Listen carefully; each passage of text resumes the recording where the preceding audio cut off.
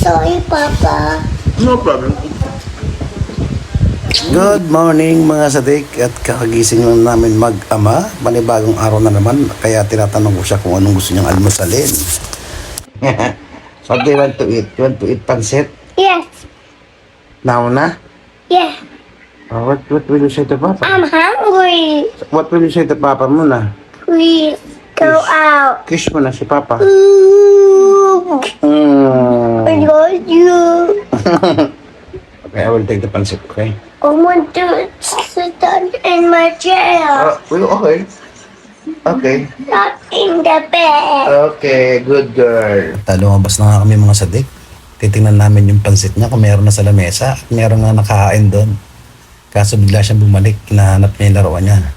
Hindi ko alam kung ano yung hinahanap niya pero yung hinahanap niya raw yung ball niya. So sabi ko mamaya na later na after namin mag-breakfast. Kaya bumalik na kami doon sa may kusina.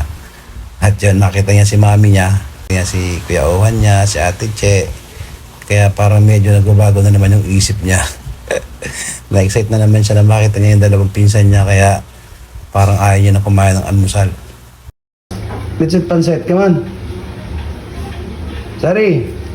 Ito ang kanyang pansit. Paborito niyang pansit sa umaga. Minsan hotdog, depende kung ano meron sa lamesa. Ayan, ang ending, naglalaro siya ng ball niya. Kasi nakita niya na eh. Kaya medyo na-excite na naman siya at ayaw niya nang kumain.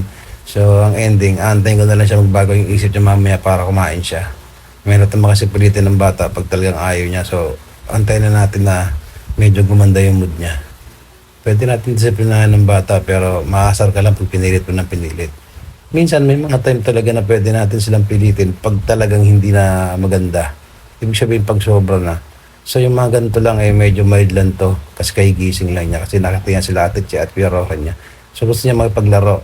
So hinayaan ko na muna siya at inantay ko na lang muna ng medyo maka-adjust siya ron. At ang ending, siyempre ako ang kumain. Kasi talaga minsan mga sadik may mga habit ang bata na hindi maganda. So yung mga gano'n dapat disiplinahin mo na yung mga bata maaga pa. Kasi pag binabayaan mo na gano'n at gano'n ang ginagawa, lalo na sa pagkain, yung mga maalat, yung soft drinks, tapos yung mga lollipop, wala namang problema pa minsan-minsan. Pero yung inaaraw-araw na, hindi na maganda yun. Pag nagkasakit ang bata, kayo din ang maapektuhan. Lalo na pag nagkasakit sa kayo na yan, lalo mga maalat yung kinakain. So, ilagay natin sa lugar yung pagbibigay. Minsan mas maganda kung umiiyak na nga lang din siya kasi para malaman niya na mali. Sabay paliwanag mo na lang. Mahirap talaga kasi talagang minsan naiinit ang ulo mo, papasigaw ka din pero hindi kasalanan minsan na sumigaw ka kasi dinidisiplina mo yung anak mo. Kalokohan yung lagi ka lang mahinahon. Mahinahon ka nga, wala ka namang pakialam sa anak mo.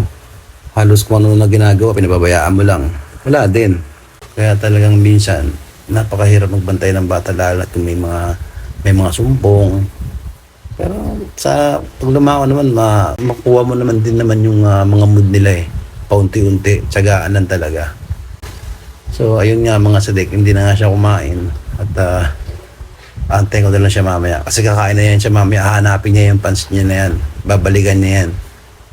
Hindi yan matatapos ang umaga to na hindi niya hahanapin yung kanyang pansit. So, one pansit, you like it? What's that? What's that? Water. Okay. Sorry, Papa. No problem. Good girl. Are you chicken? Yes. She's what are you chicken?